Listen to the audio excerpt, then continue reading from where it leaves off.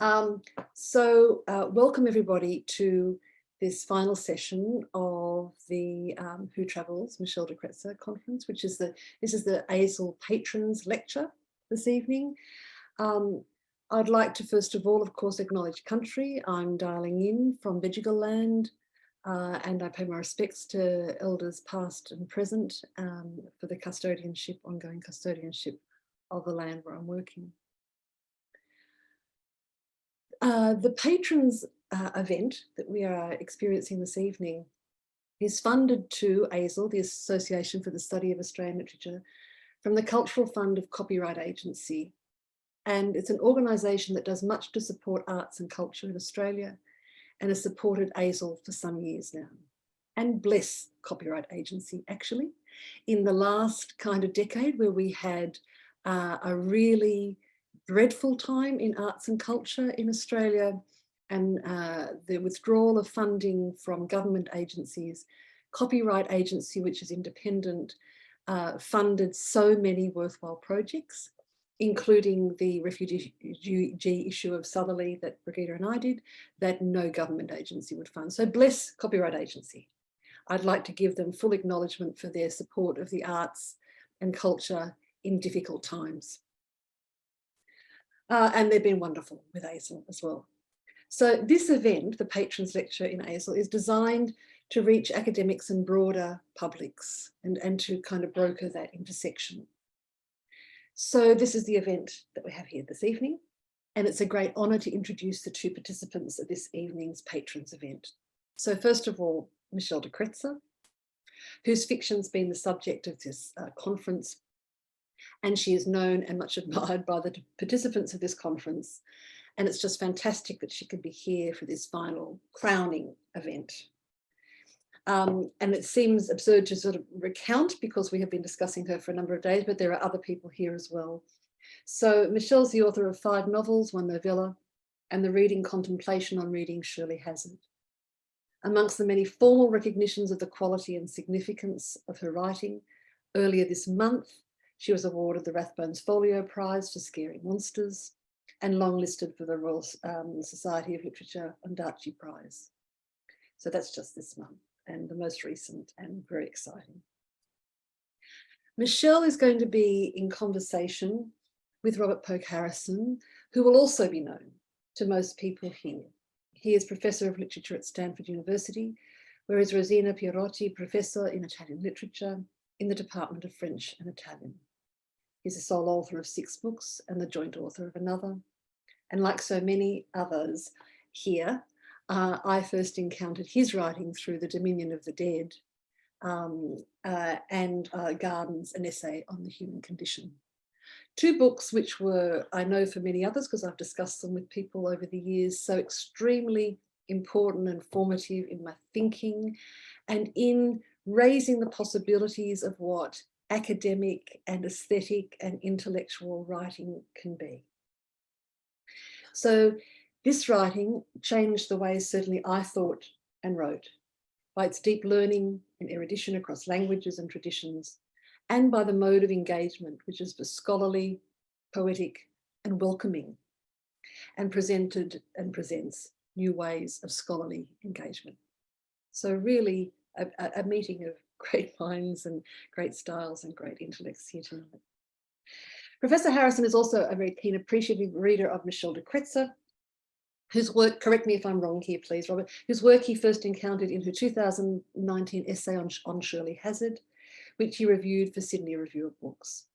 He wrote there, Michel de Kretser, who in 2019 published On Shirley Hazard, a short, exquisite book, in which she pays tribute to a predecessor she never met or corresponded with, but whom she loved dearly enough that, upon learning of her death in 2016, she wept for days on end. And I know also that Professor Harrison loves the Hamilton case, which we're going to be discussing this evening.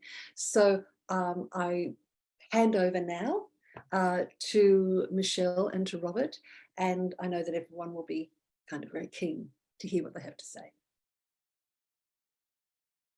Thank you indeed. The introduction was over generous in my regard, so I'm going to try to live up to an exalted billing.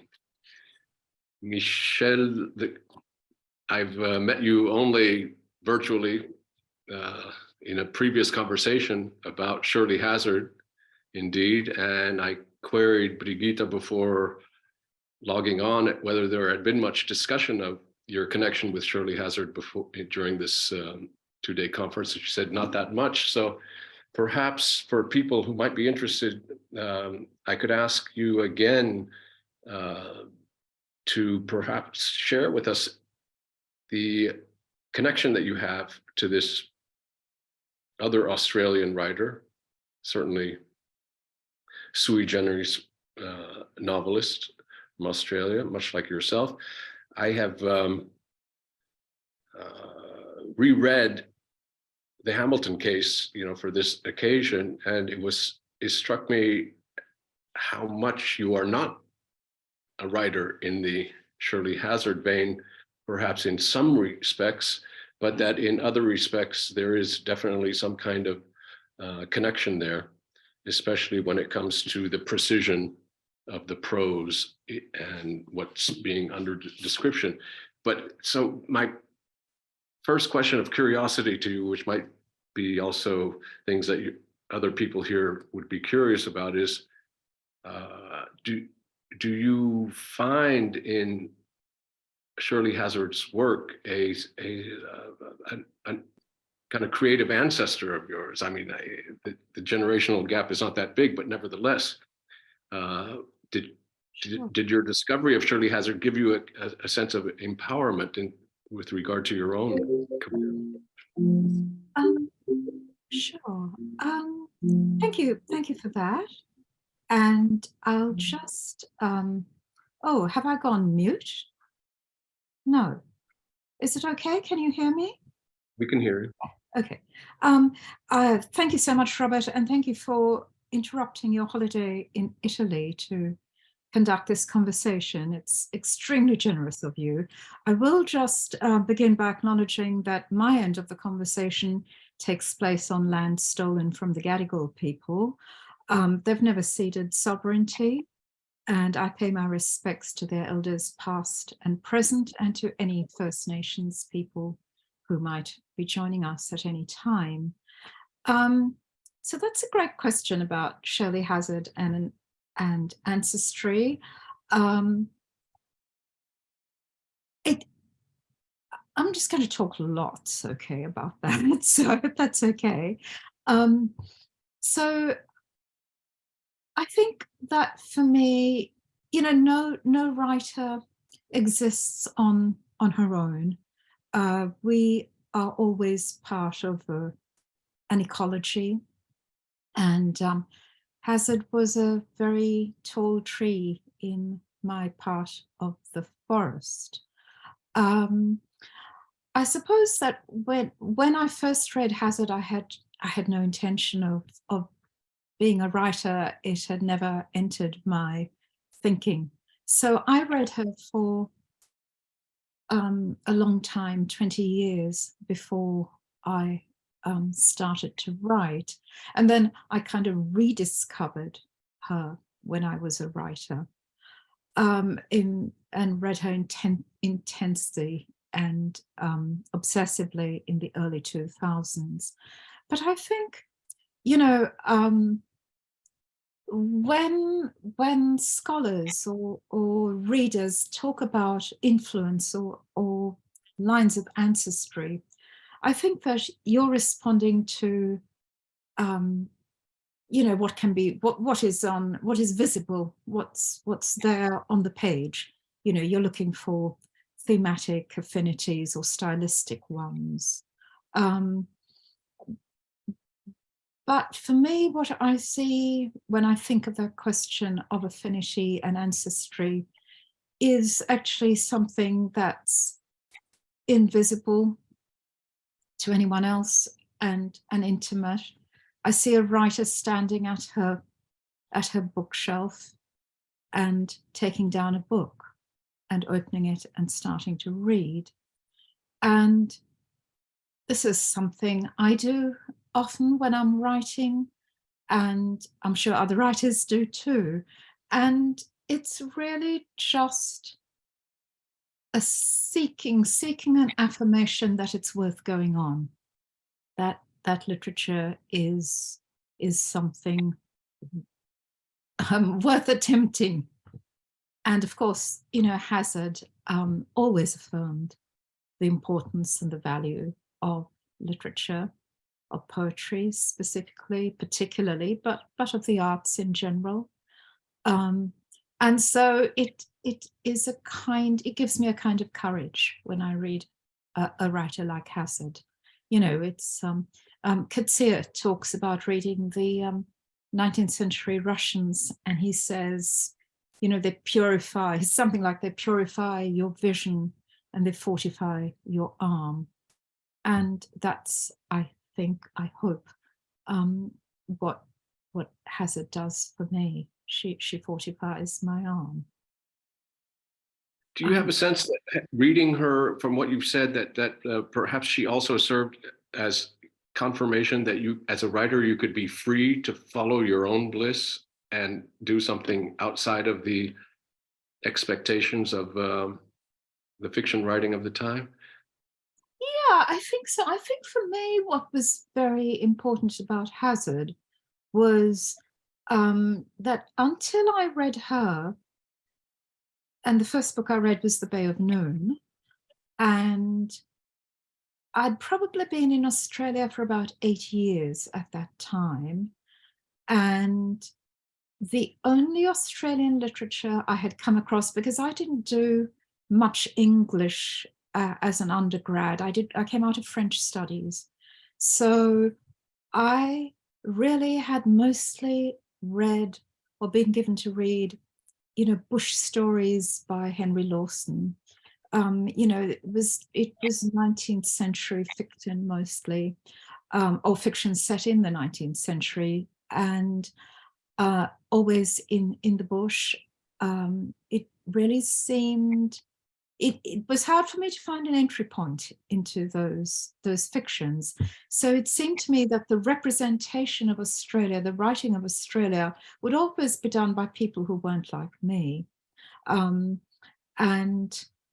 that, you know, if you were an Australian writer, you had to write about, you know, the bush. And then reading Hazard, and there she was writing about Naples, you know, yeah. In that wonderful novel. And I think what it did for me, I had no intention of being a writer at that stage. This would have been around 1980. But it just gave me a feeling that it was okay to be in Australia and to have your head full of visions of other places. Yeah. That was what it did. That's what I was imagining might have been the case. Can I ask, before we turn to some of your books, you were a French major. What French authors, if any, have been important for your development as a writer? I mean, I wrote my thesis, both undergraduate and my masters, were about poets. So I wrote about Maurice Sèvres for my undergraduate degree, a Renaissance poet, and Apollinaire later on. But I guess so French poetry, obviously. But I mean, of course, Flaubert was hugely important. And I loved also, you know, Steegmüller's book on Flaubert and the translations of the letters, the book on Madame Bovary, I mean. So I guess, and then, you know, Balzac also to some extent. I mean, there's so much Balzac, so, you know, not all of it, but yeah, French 19th century, and then of course the great you know, Alp of Proust. Yeah. Can I ask about Joseph Conrad? And the reason I would like to ask about Conrad is because rereading the Hamilton case, it was not only rereading, the first time I read it, I said that there is a Conradian drive that that for me was this kind of relentless labor of description, phenomenological description, whether it's of landscape or of character or details. That it seems to me that book at least has a very distinctive Conradian expansiveness, Oh, and yeah. and also, yes, some kind of taking possession of the English language from its perimeters rather than from its center. I don't know if I'm putting that in some way. I'm speaking there for Conrad, not for you, but nevertheless, it's. Was Conrad a writer that you read with profit? I taught. I mean, yeah, Heart of Darkness, of course. You know, I had read that. I taught it, and also Victory. But I wouldn't say, unlike Hazard, of course, who adored Conrad and reread Youth, I think, every year.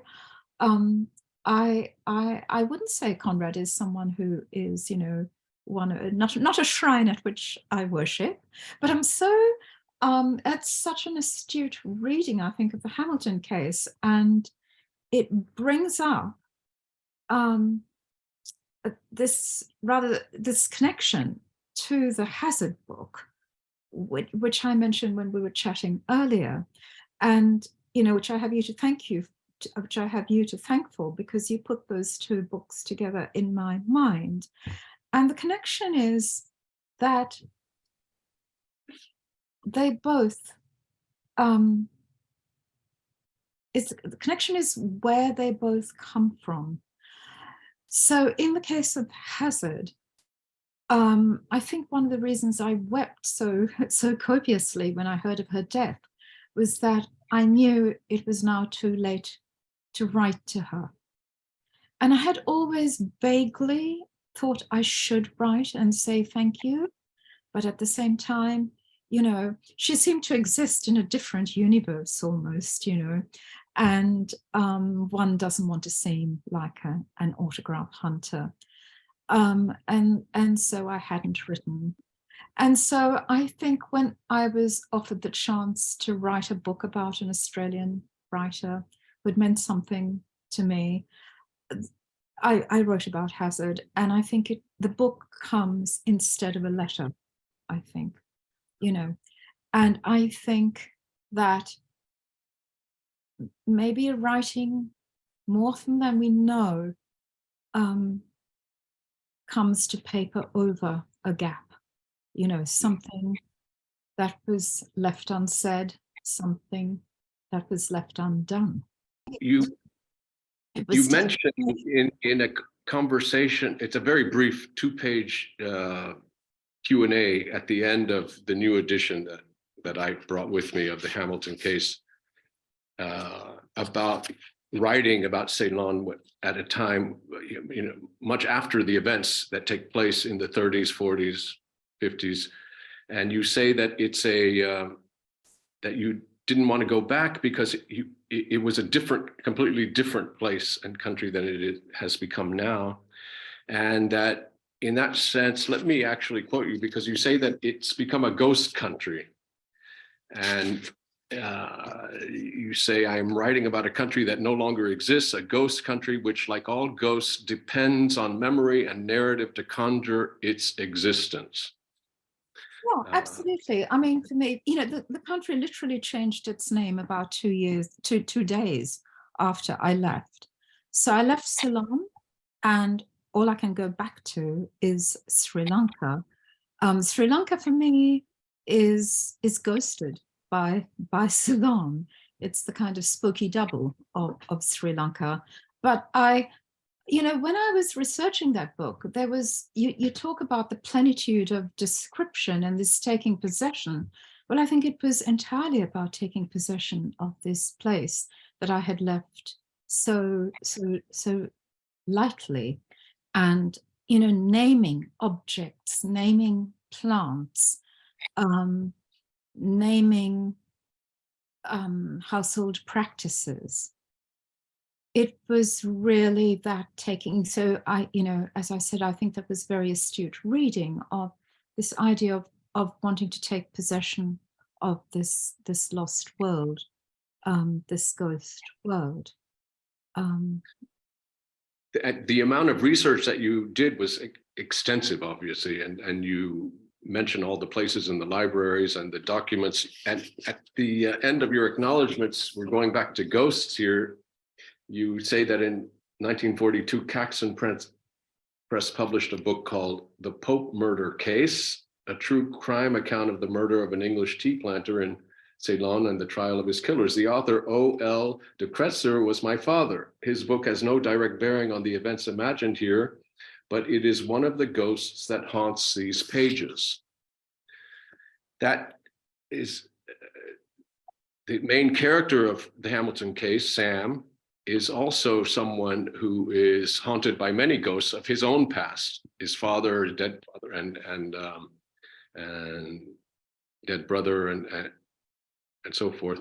And here, on a question of how a book is written, this is what interests me in particular is in the other book of yours that I've read, Springtime. There's a character in there who says that when the mode of writing changed in the modern period, ghost stories became impossible because ghost stories depend upon a kind of building up to a climax where there's a shock effect at the very end, and something dramatic happens. Whereas the modern way of writing is diffuse and variegated, and it has multiple perspectives and points of view. As polyphonic in a certain sense, and so you can't have the logic of a ghost story. And this, in the context of a book, Springtime, which does have a ghost or two, the dog and so forth. And would you say that your career as a writer has allies itself to what that character says is the impossibility of ghost stories, yet at the same time there is something in you which is pushing towards reclaiming the ghost story in a new, more expansive way, where it doesn't actually follow the logic of the climactic uni-thematic end? Yes, indeed. I do want to claim that for my books. I'm interested in genre, or certain genres. So, the ghost story and the whodunit with the Hamilton case. But of course, one in the 21st century, writing in the 21st century, I want to play with those genres. And I suppose, have my genre cake and eat it too. So, undoing those forms, remaking them, giving them a new kind of life. And ghosts interest me because they're always, what they stand for is the persistence of the past. Yeah. Clearly, they're the agents of memory and history. And would you also say that ghosts are of the past, but it's the past as an unfinished story? Yeah, an unfinished business, always. That's what ghosts are about. Traditionally in folklore, ghosts, are they're pointing to a crime that hasn't been avenged. Justice hasn't been done, and the ghost is there. So I found the exact quote. So I'd like to read that and connect it to the whodunit genre, because your character says, ghost stories work up to a shock, but the modern form of the story is different. When a loose, open kind of story came in, writing about ghosts went out. That moment when you come up to a shock. In the genre of the whodunit or the detective novel, you also mentioned Agatha Christie and Hercule Poirot as one of the books is a subtext in many ways of the Hamilton case, but also in the detective fiction, it also ends up at the climactic moment where the Hercule Poirot gathers all the people and he goes through all the various alternatives, and then he comes up with this final definitive solution to the enigma. In the meantime, we've considered all possible people as being guilty. You mentioned this as something that you're very interested in, that without resolving something like who killed Hamilton, you give us a novel in which the guilt becomes a hermeneutic sort of challenge, that you can find guilt in multiple characters, and still what the way you look at it throws us, the readers, back on the question of perspectivism. Yeah, exactly. So I think, it was Umberto Eco who said that the reason we're drawn to detective fiction is because it asks the same question as religion and philosophy, religion and philosophy: who done it? Who done it? And particularly thinking of contemporary Sri Lanka, when I was writing this book, I mean, the civil war was raging still. And the causes for that were just so complex, so reached back so far into the past, but also into the present. So, one could look at Sri Lanka and say, who done it? Who done it?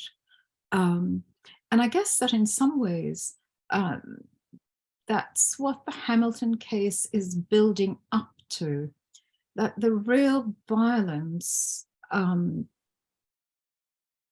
that's waiting, it is waiting. It's not on the page, it's in the future. The bloodbath that is coming. That sense of the bright day is done and we are for the dark. So I wanted to give the book that kind of that sense of menace, that it was leading up to something very, very bad. Well, indeed, one of the major characters, Jawa, who is he's the rhetor. He writes the speeches that are inflaming all the murderous passions. And Shiva, I mean, for those who don't have the novel in mind, I apologize, but Shiva is someone who is a Tamil, and he knows what's coming. The menace is there, very present, and he confronts the Jawa, who then actually says he's only writing the speeches. He cares about the cadence of the speeches, and the content is secondary to him, even though the content is what is causing all the furor. And this sense of abnegation of any political responsibility on the part of those people who were actually the architects of the disaster is chilling, if you think about it, because it goes back to the power of the word. Yes, absolutely. And of course reaches further back still to the empire and the impoverishment of the country, the economic draining of the country under the British, and it's a cliche, but because it's true, divide and conquer. So the careful sort of fostering of different ethnic groups, and setting one against the other. So yeah, all of that is in there. But that was a book that was a pure pleasure for me to write, because of that rediscovery, the remembrance of things past, if you will, and also because of the pleasure of working with detective fiction as a sort of framing genre. I read, I would say, all of Agatha Christie by the time I was 9, 10. And so it's very connected in my mind with Ceylon, with Sri Lanka, and with that sense of menace and violence, that was there even in my childhood. So it was a pleasurable book to write. And then the extraordinary thing of being in the British Library I had gone to London for a writers' festival. I'd already written half this novel, so I'd written the whole of the Hamilton case itself, that section of the novel. And I was in the British Library, which has, for obvious reasons, very good holdings about Ceylon. And so I was, had called up some books, and I was reading, there's this little series of books I discovered called Famous Trials of Ceylon.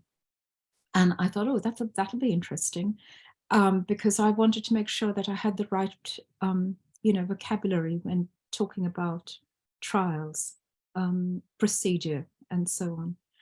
And the first volume came, and lo and behold, it contained the Pope murder case and a footnote referring to my father's book. Well, I had completely forgotten that book existed. I had completely forgotten it.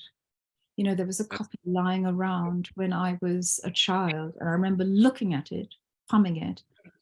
But it was quite boring, I must say, because at least half of it was just a transcript of the trial. My father was the junior counsel for the prosecution. And there was a summary at the beginning, and then there was this transcript. I think what fascinated me was the photographs. There's a photograph of this old car, the black and white photographs, this old car stopped on the jungle road where the planter had been murdered. And the photos, the faces of the murderers, these were real murderers. Is quite a frightening thing to look at as a child. And so, of course, drawn to it irresistibly. So that amazing discovery in the British Library. I'll tell you another amazing discovery I made in that library at that same time. I found a book of interviews with prominent Sri Lankan Ceylonese, and my grandfather was one of them, my father's father. So in my father's family, the Kretser name, can be traced back to a Dutch colonizer who was with the Dutch East India Company and came to Ceylon in the 18th century. So we had always known that there was this ancestry going back to Holland, and that was frequently mentioned. Ceylon at the time was full of Dutch burghers. And what my grandfather said in this interview was that the de Kretsers had gone to Holland, from southwestern France, from Gascony, because they were Huguenots and they'd fled to the Low Country for protection during the wars of religion in France.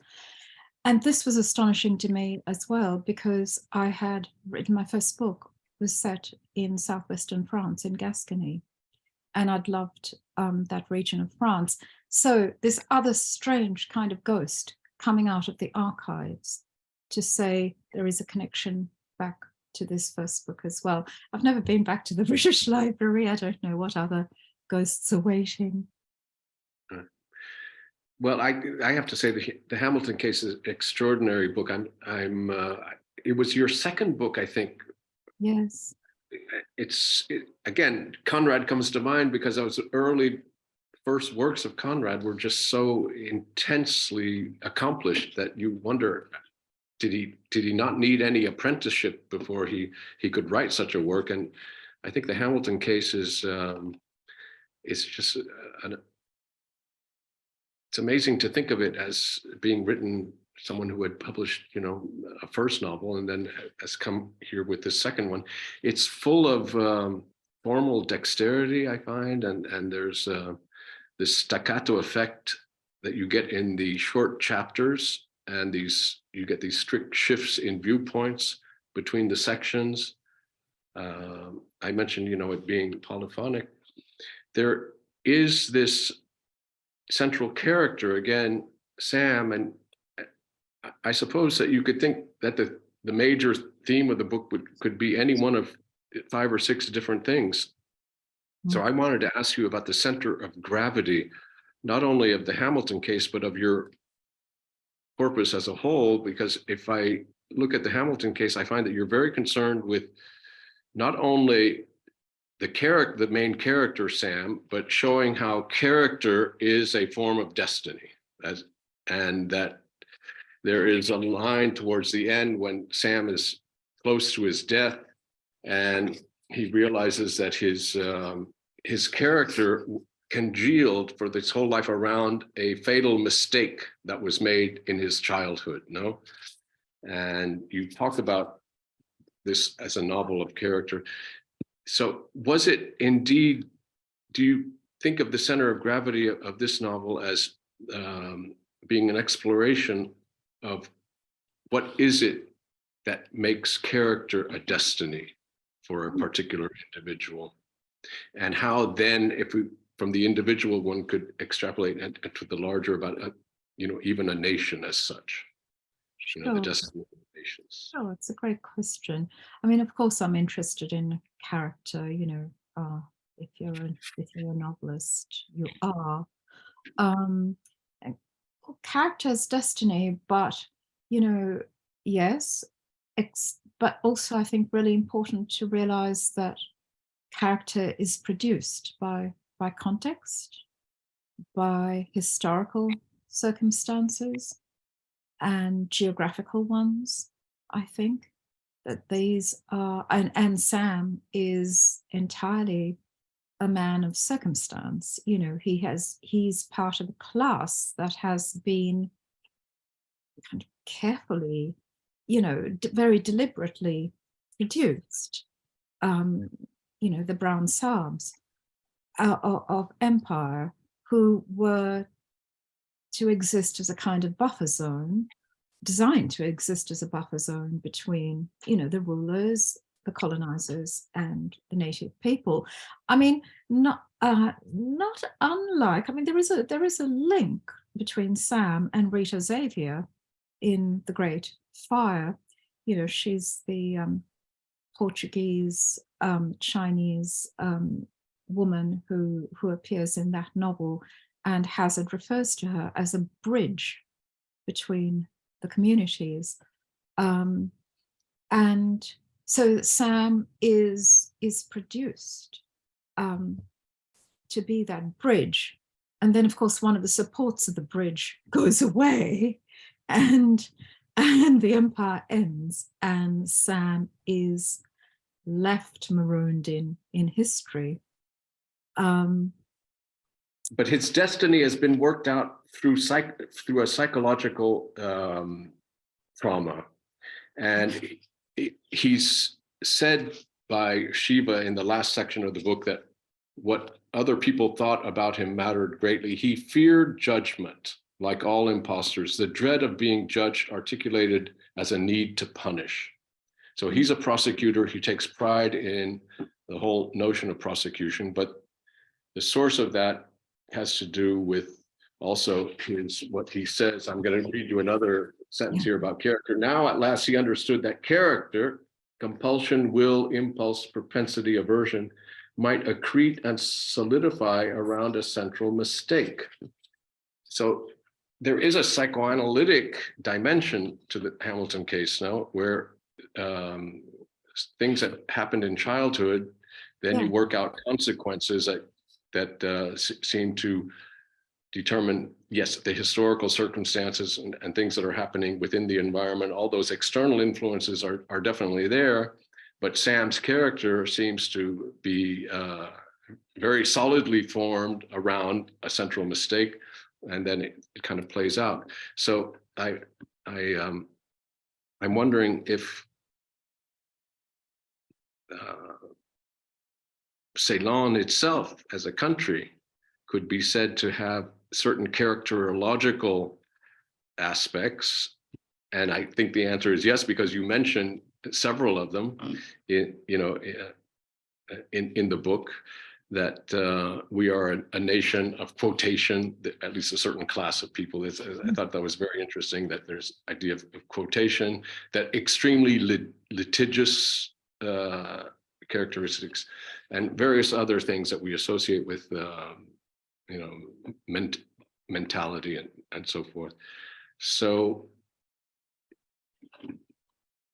I think Sam, Jaya, Shiva, other characters, even the mother, they all form a kind of conglomerate of characters that seem to reflect some kind of national identity with all its traumas as well. No? Sure, they also, I mean, they are of all, whatever their ethnicity, they belong to a very privileged class. So they are the elite, basically, the local elite. So they have, in a sense, I mean, the mistake that Sam makes is to, he chooses the wrong side. He chooses the losing side. Jaya, not, he's savvy enough to choose differently, and as does Shiva. I mean, of course, there is Sam's personal story, and the lack of love in his childhood. But the parents are modeling themselves on British parents. This is the way to bring up a child, particularly a son. You harden him. So they are responding to models that are not, that come from elsewhere. And this is part of the formation of this class, really. It's like, it's not just, it's psychological as well. Yeah. Yeah, so last question from my end, and then maybe Elizabeth wants to open it up for discussion. But so the mother is a strong character. She's very much part of the epitome of the class that you're describing. But towards the end of her life, she is reabsorbed by the jungle. And the jungle at the beginning of the Hamilton case is a presence. It's a rather primitive presence, but one has a sense that it's there. It's going to somehow engulf and kind of reclaim things. And indeed, in the case of at least that character, and perhaps even the main character, Sam, there is a way in which the landscape of Ceylon comes back to assert its a kind of primordial claim on history. At least that was my impression. Yes, I would agree. Yes, nature over history in the end. Yeah, I mean, you put it better than I could. Well, Elizabeth, are you? You're muted. Thank you. I could see from people's interest that there's a great deal of interest in this conversation, but I'm also keen if people want to ask questions at this point as well, responding to where we are with this conversation and its ideas of character and of nature and imperialism and of the visitation of Ceylon and Sri Lanka, etc., or more widely. So do people have questions they would like to ask? Look, and Madrula, absolutely brilliant. Madrula is there ready to ask a question. Thank you, Madrula. I think you're on mute, so as I just was. So would you like to ask a question? Yes, thank you so much. Thank you for that wonderful conversation. There was so much in this conversation. Each question, Robert, that you asked, and each response, Michelle, it just worlds after worlds after worlds of wanting to find out. My question is one that I've cheekily asked you many times, You're right. particularly in the recent past, and I spoke about it in my paper yesterday as well. And I would, you've opened it up yourself in this conversation. You talked about Ceylon becoming Sri Lanka 2 days after you left, and I mean we could see what it means to you even today. And I guess I feel I could cry by asking, why have you not given us a burger? Not giving you a burger. Yes. A character, you mean? Yes. Have I not? No. Not really. I remember you said yet that you had dealt with it in the Hamilton case, since this conversation is about the character. Hamilton case. But I'm thinking in all of your subsequent writing in Australia. Well, I mean, I haven't, after the Hamilton case, I haven't written that much about Sri Lanka, partly because, you know, I think Sri Lanka is a country that I don't know, really, I don't know well. I think it belongs to other writers now. I mean, you know, I don't feel I have a handle on contemporary Sri Lanka. No, I mean in Australia. You mean burgers in Australia? Well, Yes. Give us a character. why?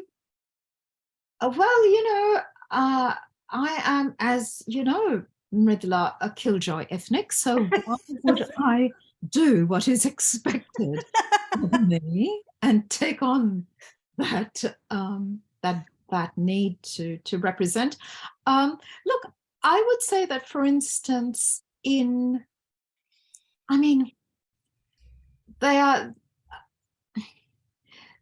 so many reasons. I would say one thing is that I have, and I still shy away from it a bit, a horror of writing autobiographically. You know, I feel uneasy about that. And so one way of distancing myself from what I write is to write about people who are clearly not me. When I was doing the tour for the Hamilton case, there were some wonderful Anglo-Indian women in the audience somewhere, I think in Perth. And they said to me, oh, you know, your characters in this book, in the Sri Lankan characters, are really like Anglo-Indians.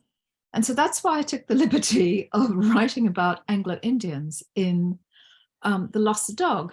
But really, a lot of the characteristics of, you know, Tom and his, the mother in particular, Iris, Iris could well be a burger. You know, you just have to swap the names and the place. And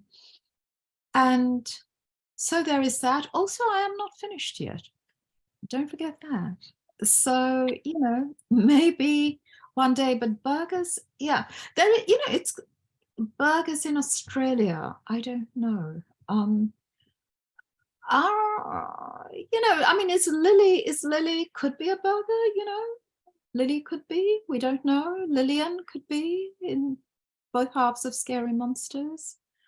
You know, Lillian's ancestry is described as very mixed. So, you know, maybe in these kind of obscure ways, I will write about it. Why do you need a burger specifically? Unfinished history. You know, that's why. But I won't take up all the space, so I'll Brigitte, I can see. Thank you, Rudrilla. Brigitte. I'm also just drawing attention in the chat, Bernadette's written that she always thinks of Iris as a burger. So yeah, we're getting burgers without. Okay, yeah, Bernadette. Yeah, exactly right. Yeah. I just want to go back to that fascinating point you made about writing over a gap, about, you know, the connection between your Hazard book and this one as something being missing and some kind of connection. And, you know, it's a kind of obvious question, but the relationship between that gap and what you do with the formal kind of properties of the detective fiction in this, because you give us a murder mystery and it's solved, and then you take that away, really, don't you? and kind of complicate it. So I just really want to hear, you know, I mean, I'm, you know, also Agatha Christie completely dominated my childhood reading. And you know, I was kind of really hoping for a proper, you know, like to rest with the solving of the murder and have that ripped away in the sophisticated way that you did with these beautiful kind of endless complications. Yeah, can you do? It's cruel, isn't it? Nothing if not. But I mean, on Agatha Christie, it's you know, I mean, it's interesting, isn't it? Because there she is, Murder of Roger Ackroyd, I think is 1926. Early, yeah.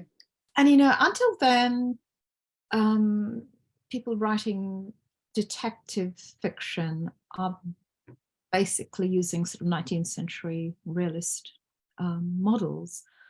And she comes along, and they're 1926, and I mean, I hope I'm not ruining this for anyone, but the Murder of Roger Ackroyd, you know, is the plot is the twist is it's the unreliable narrator. So, you know, it's a sort of high modernist device that she takes and applies to this popular, utterly sort of popular form of the detective fiction, of the detective novel. So it's quite something, isn't it? I mean, she's there are things to learn from Agatha Christie, I think. So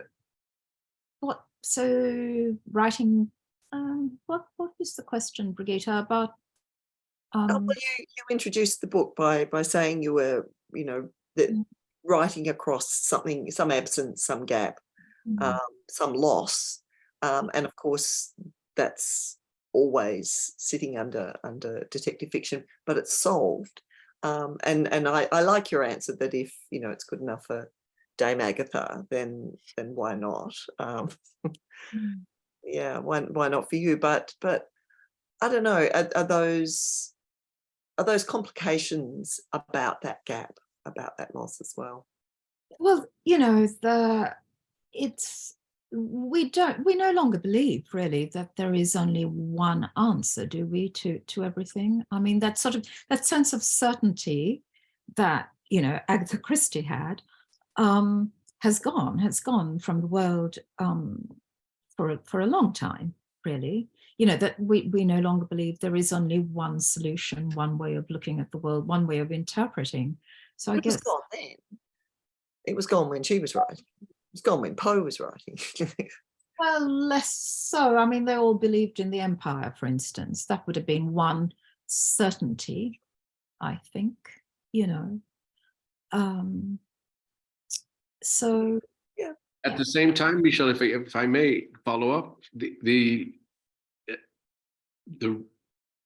people who read fiction, especially detective fiction, do so because there's a distinct pleasure in having a story that's woven together in complex ways, where it could be any number of people who are the culprit, and yet it turns out at the end that things are tied together. So this narrative expectation and narrative pleasure is something that you must have been aware that you were defying your reader when you wrote the Hamilton case.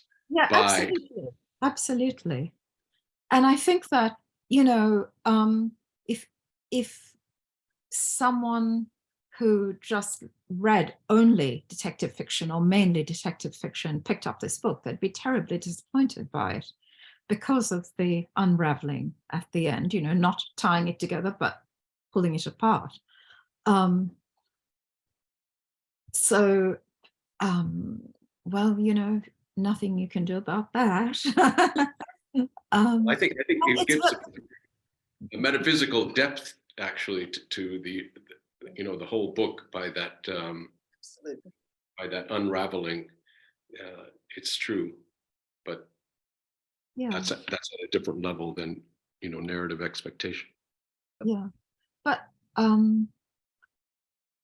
mean, pleasure is important to me as a reader and as a writer. You know, the pleasure of the text, and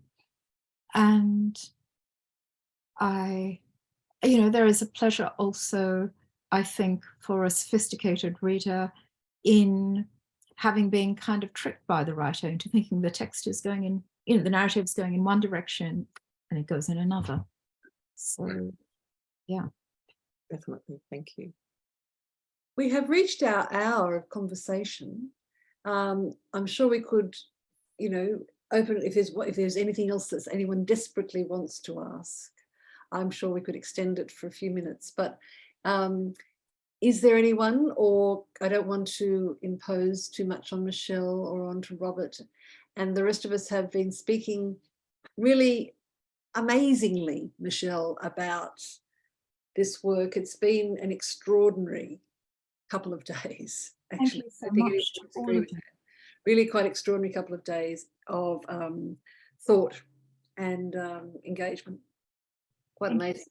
So we are full of that excitement, but we don't want to wear you two out, and we're extremely grateful, Robert, for your involvement and this evening, and about, you know, Michelle's work is so much about many things, but about the different worlds that we all inhabit and that we traverse. And so it's really wonderful for you to come into this environment and have a different perspective. And you've read it somewhere else. So this is very important. And so thank you very much. And to have this great engagement with the Hamilton case, which is, of course, a wonderful novel, and as are the others, in fact. So thank you. If no one else has anything to say, or can I just thank Michelle and Robert for this wonderful conversation. Thank you to Robert. Thank you so much. And thank you, Thank Liz. you. Just Thank really you. wonderful. Listen, Thank you so much. it gave me the occasion to reread a really, really extraordinary novel. I really, It's wonderful. Yeah. And to thank again to Brigitte for organising this event, which has been just terrific. Yeah. Thank you. I'm so happy to. And I think I'm really thinking about Conrad and this novel and Shirley. I'm kind of going away a bit buzzy with that. I've just reread them all, but I think I might go back to the Hamilton case again and reread that and think about Conrad for a bit. Can I just say, Robert, this is a very, very interesting point for Brigitte, because she had a big picture of Conrad. When I first met her, she had a big picture of I still have it in my office. In her office, yeah. Which I stole from the English department, and there was a whole kind of battle of it, because it was outside my door when I first got my first academic job, and he looked like my father, who of course came from, you know, across the way in Lithuania. So it was this, and that, you know, but I had already been a great lover of Conrad before the picture. So there we go, talking about ghosts. yeah, one thing about Conrad, last thing, in a preface to one of his novels, he says that the vocation of the writer is to do the highest kind of justice to the visible world. And there's not a corner of the earth that does not deserve at least a passing glance of pity and wonder. And this is, whether Conrad was important for Michel or not, it's this way in which Michel's work gives the kind of highest kind of justice to the visible world that I find Conradian. Absolutely.